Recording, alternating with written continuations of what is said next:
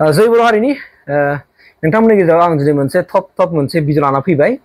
BPF एबा हाग्रामा माहारि सारनि सरकारनि सायावहाय आं नोंथांमोननो इनफरमेशन होगोन आरो आंनिफ्राय रिक्वेस्टबो थागोन।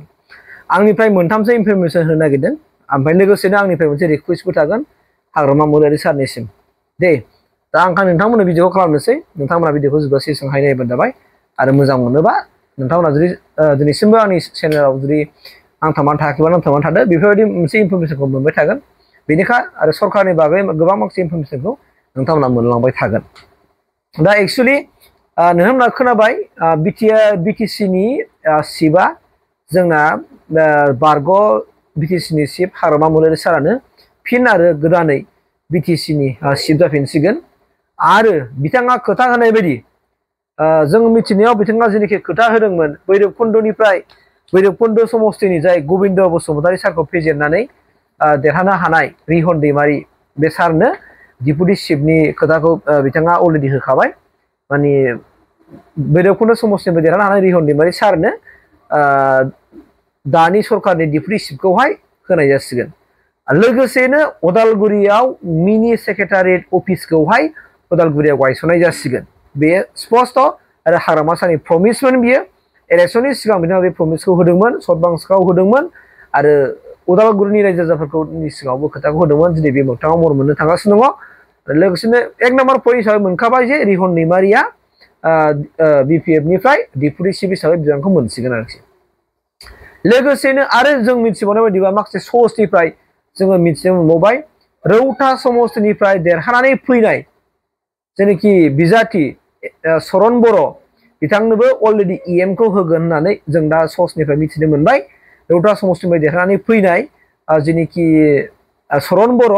बे सारनो इएम बिबान होसिगोन, बेखौ जों स्पष्ट जानो हाबाय। लोगोसेनो जोङो मिथिनो मोनबाय धनस्रि बियाबनिफ्राय देरहानानै फैनो हानाय बिजाथि बिपिएफनि बिजाथि मा नामलाय प्रेस मोसाहारि बिथांनोबो इएम बेखौ होनाय जासिगोन, बेखौ जों दा मिथिनो मोननाय जाबाय। जोबोद मोजांनि बाथ्रा। जायफोरखौ गोलाव थांनाय 16-17 बोसोराव हाग्रामा महिलारि सारा मावजोबनो हायाखैमोन, बै गासैबो खामानिफोरखौ दिनै जोंहा फोथायनाय लानो हाबाय रायजो राजाफ्रा।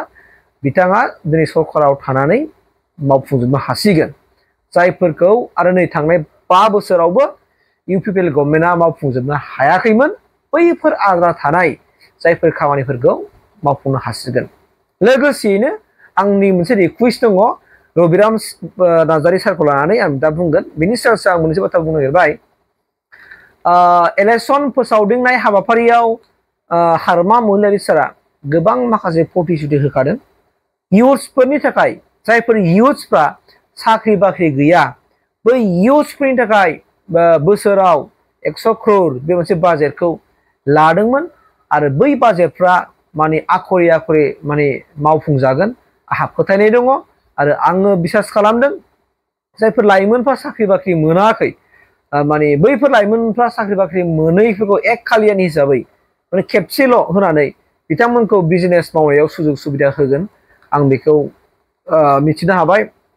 लोगोसेयैनो सिनियर सिटिजेनफोर जायफोर बैसोगोरा सुबुंफोर, बै बैसोगोरा सुबुंफोरनि थाखायबो बिथाङा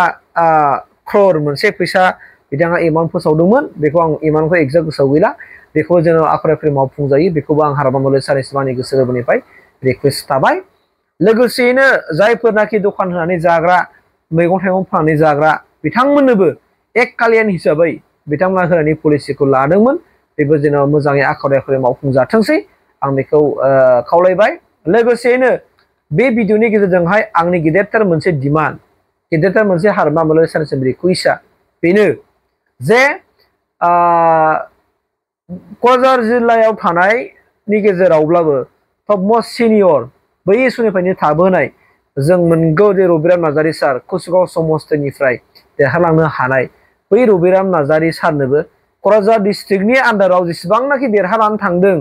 बिनि गेजेरावबाबो रबिराम नार्जारीनि माखासे प्रेस्टिजखौ नायनानै हाग्रामा महिलारि सारा अननानै रबिराम नार्जारी सारनो इएम बिबानखौ होयो, बेखौ आंनि गोसो गोरबोनिफ्राय खावलायबाय। मानोना बिथाङाथ' एमएलए आव दंखायोमोन, दा थेवब्लाबो बिथांनो 6 मास 7 मासनि गेजेरावब्लाबो मावनो हानाय सुबिदाखौ होयो एबा बेनो मोजां मोनसे डिपार्टमेन्टखौ बेस खालामनानै रबिराम नार्जारि सारनो EM बिबानखौ होयो बेखौ आंनि गोसो गोरबोनिफ्राय आं खावलायहरबाय जे बेखौ हारमा महिलारि सारा बुजिगोन आरो नायबिजिरनानै नायगोन आरो कुसुगावनिफ्राय जेरैखि जाया जाहायोहाय जे EM बिबानखौ मोननो हायो बेखौ आं मिथिनो मोननाय बायदिब्ला गासै जोंनि बे बिटिआरआव बिटिआर कनस्टिटिउसनाव गासै मोन 40टा समस्तिफोर दङ बे मोन 40टा समस्तिनि गेजेराव बयनिख्रुइबो बांसिन भटआव देरहालांनो हानाय केन्डिडेटफोरनि गेजेराव टप नाम्बार 1 आव आं मिथिनो मोनदों हारमा महिलारि सार दङ ओमफ्राय सेकेन्डआव जाहैबाय मा रबिराम नार्जारि सार होननानै आं मिथिनो मोनदों आरोखि दै भुल जायाखैबा आं बुंनाया सेकेन्डआव रबिराम नार्जारि सारा सेकेन्ड पजिशनाव थादों होननानै आं मिथिदों बिनिफ्राय हारमा महिलारि सारा माने 1 नाम्बार पजिशनाव देरहादों होननानै आं खोनानो मोनदों आरोखि बांसिन देरहानायनि गेजेरावहाय सोरबाया मार्जिन भटआव देरहादों बिनिखायनो रबिराम नार्जारि सारखौ माने रेसपेक्ट होनायनि गेजेरजों पार्टियावबो रेसपेक्ट होनायनि गेजेरजोंहाय बेनो मोजां मोनसे डिपार्टमेन्टखौ सायख'नानै EM बिबानखौ होयो बेखौ आंनि थोरोबनिफ्राय आं खावलायबाय मानोना रबिराम नार्जारि सारनि जेनाखि नीति आदर्श बेनि स्पिच बुंनाय बेनि बाथ्रा रायलायनाय पार्टिफोरजों सोमोन्दो लानाय बेखौ नोंथांमोना ससियेल मिडियाआव बयबो नुखाजोब्बाय बिथांनि खुगानिफ्राय दिनैसिमबो गेसाव गोफोन मोनसेबो बाथ्रा ओंखारनो रोङा बिथाङा मोजां जेनुइन बाथ्राफोरखौ बुङो जेनुइन खोथाफोरखौ रायलायो नंगौ खोथाफोरखौ बुङो स' बिनिखायनो बेखौ रेसपेक्ट होनानै रबिराम नार्जारि सारनो EM बिबानखौ जेराव होयो बे आंनिफ्राय रिक्वेस्ट खालामबाय खारन आंबो माने कुसुगाव कनस्टिटुएन्सिनि नालाय दा बे हिसाबै आङो आंनि गोसोखौ खावलायबाय मिजिंथिदों जे थांनाय गोलाव समाव जेरैबायदि मावनो हायाखैमोन बैफोर खामानिफ्रा एबार मोगथां महराव मोनजोबसिगोन जायफोरखौ पेन्डिं थाबोदोंमोन गोबां खामानिफ्रा दिनै मावफुंजानो हायाखैमोन हाजोबखाया सोर हाजोबनो दिनै जों बयबो बेखौ बुजिलायनांगोन सोरबा UPPला फैबाबो हाखाया सोरबा BPF फैबाबो हाखाया दे समनि गोनांथि जायो सासे गोरलै गथ'आ जोनोम जानाय लोगो लोगो माब्लाबाबो थाबायनो रोङा माब्लाबाबो थाबाय रोङा सम नांगौ मानसिनो मावनो थाखाय दा बेनिखायनो जों बुजिनांगोन सरकाराबो दाग्रोनो मोना गासिबो खामानिखौ मावनो माने हाफुंजोबा समनि गोनांथि जायो दिनै नोङो जुदि नोंनि न'निफ्राय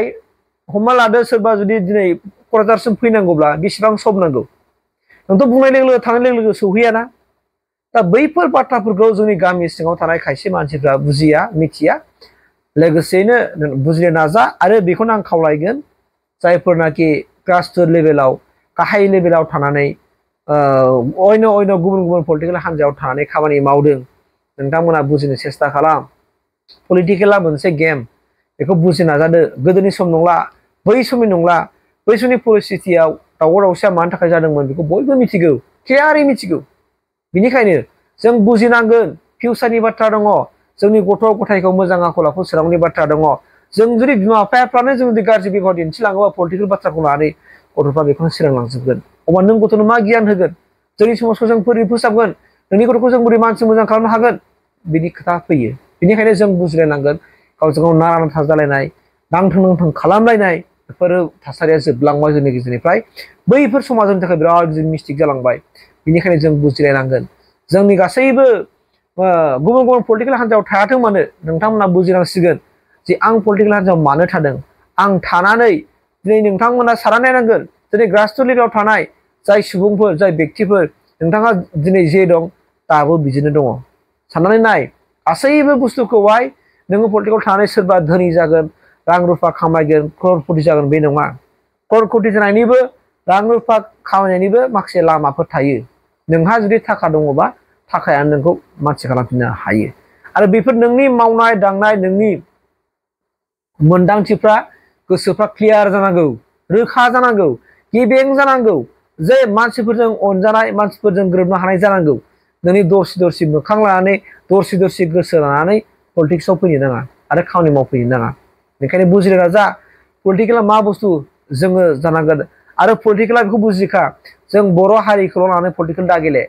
जाय पलिटिकेल हान्जाया अनलि फर गावनि जातिनि सार्थ माने पलिटिकेल गेलेनो नागिरगोन बियो मालाबाबो लास्टिं जाया जायफोर गुबुन जाति जनगोष्ठीखौ लानानै पलिटिकेल गेलेनो हायो बैसोर जेब्लायबो गोजोर जाबाय थागोन ओंखायनो जों बुजिनांगोन गासैबो पलिटिकेल पार्टिनि दैदेनगिरिफ्रा बुजिनांगोन मानोना गोबां मानसिफ्रानो भिडिअ बानायनायखौ दुखु मोनो गोरोंद्राय जाबायदां अस्ताद जाबायदां सानो खिन्थु नोङो बाथ्राखौसो बुङो नों जुदि साननो हायाब्ला गुबुननि साननायखौबो गाज्रि मोननो नाङा सोंखारिनो नाङा लाजि फोनांनो नाङा गुबुनखौ साननो हो नों मावनो हायाब्ला गुबुननि मावनायखौ सोंखारिनो नाङा गुबुनखौ मावनो हो सुजुग हो स' बेनिखायनो आं खावलायबाय हारमा मुलुग सारनि प्लेननि रिकुवेस्टआ बेल'नो जेरैबायदि रिहन दैमारिखौ डिप्युटि चिफ हिसाबै बिबान होबाय आरो सरन बर' आरो प्रेस मुसाहारिनो इएमए बिबानखौ गथायनो जों मिथिनो मोनबाय थिग बिदिनो कुसगाव समस्टिनिफ्रायबो रबिराम नार्जारि सारनो अननानै इएमए बिबानखौ होयो बेखौ आं पार्सनेलि आंनि साइडनिफ्राय आङो रबिराम सारखौ मिथियो हिसाबै आङो बेनि दिनाव होयो बेखौ आंनिफ्राय खावलायनाय थाबाय आरो भिडिअखौ एसेखिनियानो फोजोबबाय गोजोन्थों।